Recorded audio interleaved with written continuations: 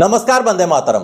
दोस्तों, स्वागत है आप सबका सैनिक पाठशाला में। आज के इस वीडियो के 6 महत्वपूर्ण जानकारियों को लेकर आया हूं दोस्तों, जैसे आप बोर्ड पर देख पा रहे हैं। तो चलिए आगे बढ़ते सभी जानकारियों को हासिल करते हैं। आगे बढ़ने से पहले दोस्तों, मेरा हमेशा की तरह आप सबसे आग्रह है, अगर सैनिक पाठशाला चैनल का वीडियो आप पहली बार देख रहे हैं या अभी तक चैनल को सब्सक्राइब नहीं किया है, तो चैनल के साथ जुड़े रहने के लिए और पूर्व सैनिक और फैमिली पेंशनर से जुड़े हुए भरोसेमंद जानकारियों को पाते रहने के लिए चैनल को सब्सक्राइब जरूर करें। तो चलिए आगे बढ़ते हैं दोस्तों। सबसे पहली जानकारी, सावधान, आपका अकाउंट हो जाएगा खाली।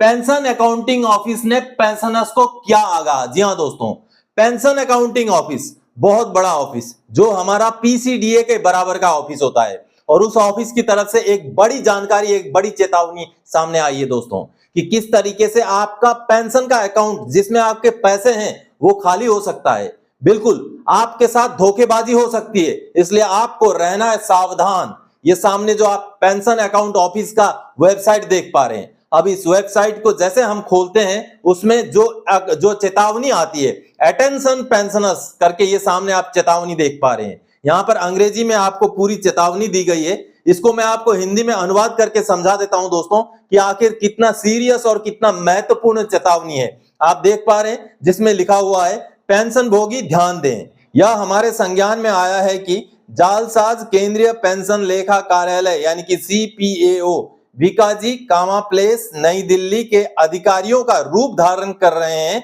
और पेंशन भोगियों से संपर्क कर रहे हैं। ये घोटालेबाज व्हाट्सएप, ईमेल, एसएमएस के जरिए फॉर्म भेज रहे हैं और दावा कर रहे हैं कि इन्हें भरने में विफल रहने पर अगले महीने पेंशन भुगतान रोक दिया जाएगा।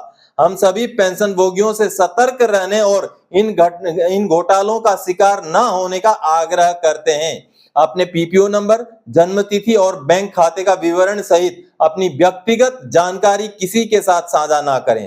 कृपया ध्यान दें कि सीपीएओ, बैंक और अन्य सरकारी एजेंसियां कभी भी पेंशन भोगियों से ऐसी जानकारी या अनुरोध नहीं करेंगी। सतर्क रहें और अपनी व्यक्तिगत जानकारी को सुरक्षित रखें। यहां पर इस तरीके से हिंदी में आपको मैंने समझा दिया कि चेतावनी क्या दी गई है। इसी तरीके से पीसीडीए का होकर के, आपका रिकॉर्ड ऑफिस का होकर के, डिफेंस मिनिस्ट्री का होकर के, या ex service and welfare department का होकर के, डीएवी का होकर के भी आपको फोन आ सकते हैं दोस्तों। तो ऐसे में आपने रहना है सावधान।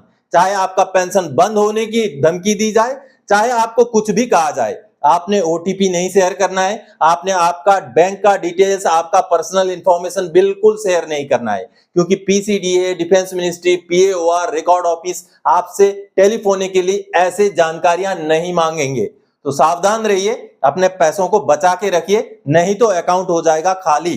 जी हां, ध्यान रखिएगा। चलिए अगली जानकारी की ओर दोस्तों।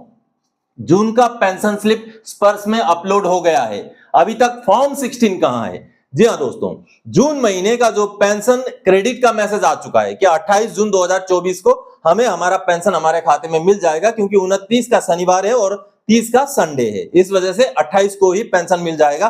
और अभी पेंशन स्लिप भी स्पर्श के अंदर अपलोड हो चुका है, आप चेक कर सकते हैं। लेकिन फॉर्म 16 कहां है, क्योंकि स्पर्श ने यह जानकारी दी थी कि टेंटेटिवली 20 जून तक, बाई 20 जून बोला गया था, 20 जून तक हमारा फॉर्म 16 अपलोड होने के बारे में स्पर्श द्वारा ही जानकारी दी गई थी।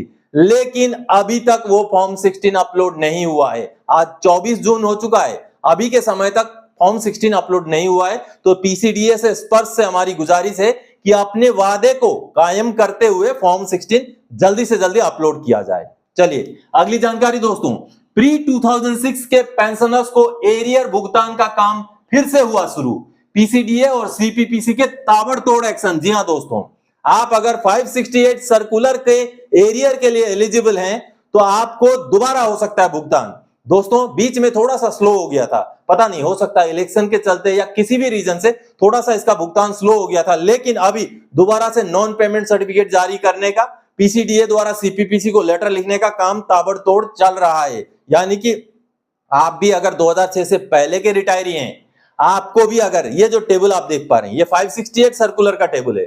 इस टेबल में जो पेंशन का आंकड़ा दिया गया है, जो अमाउंट दिया गया है, अगर इतने अमाउंट से कम में अगर आपका छठा पे कमीशन में फिक्सेशन हुआ है, तो आपको भी 568 सर्कुलर का एरियर लागू है।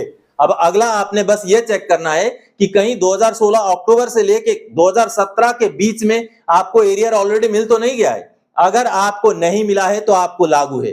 तो आज मैं आपको एक नॉन पेमेंट सर्टिफिकेट जारी किया गया है, उसको दिखाता हूं और समझाता हूं कि कैसे अभी दोबारा से ताबड़तोड़ एक्शन स्पर्श की तरफ से और सीपीपीसी की तरफ से शुरू हो गया है। अब भुगतान फिर से 568 सर्कुलर का शुरू हो चुका है। तो आप भी बिल्कुल जागरूक बने, आपको लागू है तो सीपी ग्राम्स में जरूर ग्रीवेंस डालें। चलिए नॉन पेमेंट सर्टिफिकेट देखते हैं। दोस्तों ये स्टेट बैंक ऑफ इंडिया ने 12 जून 2024 को स्पर्श को ये डॉक्यूमेंट भेजा है। देखिए, non payment certificate due drawn statement for arrears of revise pension in respect of फलाना।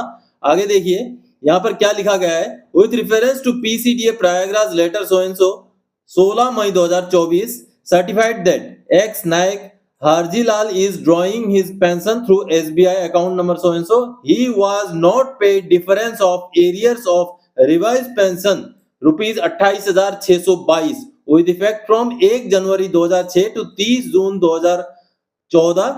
The copy of due drawn statement is attached herewith for your reference. यानी कि 1 जनवरी 2006 से लेके 30 जून 2014 तक उनको जो एरियर बन रहा था वो सही नहीं दिया गया, जिस वजह से 28,622 रुपए का अभी बकाया उनका बन रहा है, जिसको स्पर्श द्वारा भुगतान किया जाए और ये नॉन पेमेंट सर्टिफिकेट हम भेज रहे हैं।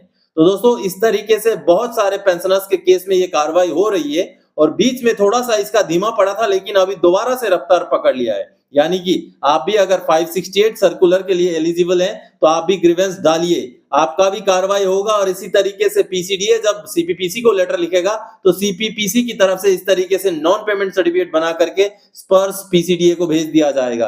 अब इस नॉन पेमेंट सर्टिफिकेट के साथ साथ ये देखिए ड्यू ड्रॉन स्टेटमेंट भी है। इस स्टेटमेंट में कब से लेके कब तक कितना उनको कम पेंशन दिया गया पूरा ब्यौरा बनाया गया है।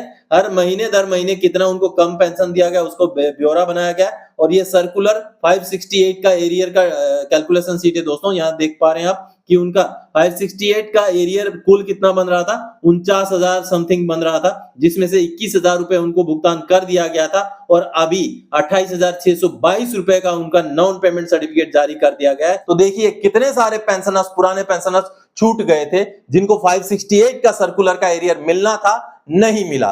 अब उन लोगों को भी मैं सवाल खड़े करना चाहता हूं जो पहले बोलते थे कि ये पुराने सर्कुलर का अब क्यों ढिंडोरा पिट रहे हो, क्यों इस पुराने सर्कुलर के बारे में बातें चल रही है। अब वो जो होना था हो चुका है, लेकिन अब भी भुगतान हो रहा है। अब भी 568 सर्कुलर के बहुत सारे पेंशनर्स बचे हैं जिनको भुगतान नहीं हुआ है। अगर वो जागरूक हो तो उनको अभी भी पेमेंट हो सकता है, इसलिए आप भी जागरूक बने और आपका भुगतान, आपका जो एरियर है वो जरूर लें। चलिए आगे बढ़ते हैं अगली जानकारी की ओर। दोस्तों स्पर्श के समस्याओं का आसानी से घर बैठे कर लें समाधान। जी हां, एक बुकलेट जारी हुआ है दोस्तों headquarter east UP and MP सब एरिया की तरफ से, जिसमें स्पर्श के अंदर बहुत सारी चीजों को अपडेट करने के लिए गाइड किया गया है। वहां बकायदा स्क्रीनशॉट के साथ बहुत सारी चीजें, जानकारी दी गई है जो बहुत यूजफुल है आपके लिए। रिकॉर्ड ऑफिसर्स के कॉन्टैक्ट नंबर, रिकॉर्ड ऑफिसर्स के ईमेल आईडी वगैरह भी वहां पर हैं, तो आप उस बुकलेट को जरूर हासिल कर लें। मैं आपको इसी वीडियो के डिस्क्रिप्शन बॉक्स में उसको डाउनलोड करने का लिंक भी दे दूंगा, उसको डाउनलोड कर लीजिएगा। वैसे आपको व्हाट्सएप में भी शायद अभी तक मिल चुका होगा, लेकिन वहां पर बहुत महत्वपूर्ण जानकारियां हैं। ये सामने वो बुकलेट आप देख पा रहे हैं, जिस बुकलेट में बहुत सारी महत्वपूर्ण जानकारियों के साथ साथ ये कुल मिलाकर के 20 पेज का बुकलेट है दोस्तों। आपने आधार नंबर कैसे अपडेट करना है, आपने मोबाइल नंबर कैसे अपडेट करना है, आपने स्पर्श के अंदर लॉगिन कैसे होना है, लॉगिन होने के बाद आपका पैन डिटेल्स, ईमेल आईडी किस तरीके से आपने अपडेट करना है, पेंशन स्लिप को, पीपीओ को कैसे देखना है, कैसे डाउनलोड करना है, आपका अगर आईटीआर यानी कि इनकम टैक्स के डॉक्यूमेंट्स अगर आप प्रूफ ऑफ सेविंग अपलोड करना चाहें तो कैसे करना है, आपका अगर डीआर कट गया है गलत लाइफ सर्टिफिकेट सबमिशन के ऑप्शन को चुनने की वजह से, तो उस डीआर को दोबारा शुरू करने के लिए क्या करना है, आपने स्पर्श के अंदर ग्रीवेंस कैसे डालना है, आपने पीपीओ कैसे चेक करना है, आपने लाइफ सर्टिफिकेट कैसे सबमिट करना है, आपका अकाउंट डिटेल्स, अगर आप अकाउंट एक बैंक से दूसरे बैंक में बदलना चाहते हैं तो उसको बदलना कैसे है, अगर पेंशनर का डेथ हो जाए तो डेथ को कैसे इंटीमेट करना है, फैमिली पेंशनर का पेंशन का इनिशिएशन कैसे करना है, कैसे शुरुआती कार्रवाई फैमिली पेंशन का करना है। इस तरीके के बहुत सारे महत्वपूर्ण जानकारियां इस बुकलेट में है दोस्तों, तो इस बुकलेट को जरूर संभाल के रखिएगा। चलिए आगे बढ़ते हैं अगली जानकारी की ओर। आपके छूटे हुए पीटीओ जैसे एमएसीपी, एसीपी, सीईए रिटायरमेंट के बाद कौन करेगा? जी हाँ दोस्तों, आप जब रिटायरमेंट होके घर में आ गए तो आपके जो छूटे हुए पार्ट ऑर्डर्स हैं, जैसे एमएससीपी का पार्ट ऑर्डर होना था, नहीं हुआ, एसीपी का होना था, नहीं हुआ, या चिल्ड्रन एजुकेशन अलाउंस वगैरह का होना था, नहीं हुआ, तो उसको पार्ट ऑर्डर को करने की जिम्मेवारी किसकी है? ये सामने लेटर आप देख पा रहे हैं। इस लेटर में रिकॉर्ड ऑफिस ने एक एमएससीपी से जुड़ा हुआ केस यूनिट को भेज दिया। अब पेंशनर को रिकॉर्ड ऑफिस ने ये लिखा है, आप जैसे देख पा रहे हैं कि आप एमएससीपी के लिए अगर अनविलिंग नहीं थे तो आप एलिजिबल हैं, लेकिन आपका पार्ट ऑर्डर यूनिट ने नहीं किया है, तो आप अपने यूनिट को अप्रोच करें, उनसे संपर्क करें और अपना पार्ट ऑर्डर एमएससीपीएस का करवा लें। ऐसा इसमें लिखा हुआ है। साथ ही साथ नीचे यूनिट को भी इस लेटर का कॉपी दिया गया है और वहां पर बोला गया है यूनिट को कि इंडिविजुअल अगर अनविलिंग नहीं थे तो वो एमएससीपी के लिए बिल्कुल एलिजिबल थे, लेकिन उनका एमएससीपी का पार्ट ऑर्डर हमने उनके रिकॉर्ड में, उनके डॉक्यूमेंट्स में नहीं पाया। तो आप जो इंडिविजुअल का एमएससीपी का पार्ट ऑर्डर करके हमें भेजें ताकि एमएससीपी का केस हम प्रोसेस कर सकें और पेंशनर का पेमेंट का बढ़ोतरी और पेंशन का बढ़ोतरी का कार्रवाई कर सकें, कोरिजेंडम पीपीओ उनका जारी किया जा सके। तो इस तरीके से रिकॉर्ड ऑफिस ने पेंशनर को यह बताया कि आपका पार्ट ऑर्डर यूनिट से होगा। आपको बता दूं, इसके ऊपर रूलिंग ऐसा है कि अगर आप रिटायर हो गए, पेंशन आउट हो गए, तो आपका पार्ट ऑर्डर रिकॉर्ड ऑफिस भी कर सकता है, यूनिट भी कर सकती है। तो यहां पर रिकॉर्ड ऑफिस ने हालांकि यूनिट को बोला अब यूनिट कर दे तो ठीक है, अदरवाइज अगर पेंशनर रिकॉर्ड ऑफिस से रिक्वेस्ट करें तो रिकॉर्ड ऑफिस भी इस पार्ट ऑर्डर को कर सकता है। तो आपको जानकारी रखनी है कि आपका रिटायरमेंट के बाद के जो पार्ट ऑर्डर्स हैं वो रिकॉर्ड ऑफिस भी कर सकता है, यूनिट भी कर सकते हैं। चलिए अगली जानकारी दोस्तों, OROP 3 किस किस को लागू है? पीएमआर, रिजर्विस्ट, जेसीओज, ऑनरी कमीशन ऑफिसर्स किस किस को लागू है? वैसे आप सबने OROP 2 में देखा होगा, जो पुराने जेसीओज थे 2016 से पहले के रिटायरीज, 2006 से पहले के रिटायरीज, उनके पेंशन में या उनके फैमिली पेंशनर के पेंशन में बढ़ोतरी बिल्कुल नहीं हुई। पीएमआर को OROP के दायरे से बाहर रखा गया, रिजर्विस्ट पेंशनर को बाहर रखा गया, लेकिन अब सवाल उठ रहा है क्या OROP 3 में बदलाव होने जा रहा है? क्या जेसीओज का पेंशन में भारी बढ़ोतरी हो जाएगा? ऑनरेरी कमीशन ऑफिसर्स का पेंशन में भारी बढ़ोतरी हो जाएगा? पीएमआर को, रिजर्विस्ट को क्या OROP के दायरे में लाया जाएगा? आपको बता दूं दोस्तों, जो OROP के मूल रूलिंग है, जो मूल ढांचा है, जिसमें से पीएमआर को OROP ना देना जुलाई 2014 के बाद वालों को, रिजर्विस्ट को OROP के दायरे से बाहर रखना और बहुत सारे ऐसी चीजें हैं जिनके बदलने के चांसेस बहुत कम हैं। अगर कोर्ट में केस जाए, कोर्ट की तरफ से केस जीता जाए, तब अलग बात है आने वाले समय में, लेकिन अदरवाइज OROP 2 में जिस तरीके का रिवीजन हुआ था लगभग वैसा ही रिवीजन हमें देखने को मिलेगा। हाँ, जो इफेक्टिव डेट रहेगा जून 2019 से पहले के रिटायरीज को OROP 2 लागू था, अब की बार जून 2024 यानी कि इस महीने भी जो रिटायर होंगे उनको भी OROP 3 के दायरे में रखा जाएगा। अब उनका पेंशन बढ़ेगा नहीं बढ़ेगा वो टेबल जारी होने के बाद पता चलेगा, लेकिन वो भी OROP 3 के दायरे में रहेंगे। और एक चीज बता दूं दोस्तों कि जेसीओज और ऑनरेरी कमीशन ऑफिसर्स को OROP 3 में भी बहुत ज्यादा फायदा होने के चांसेस कम हैं।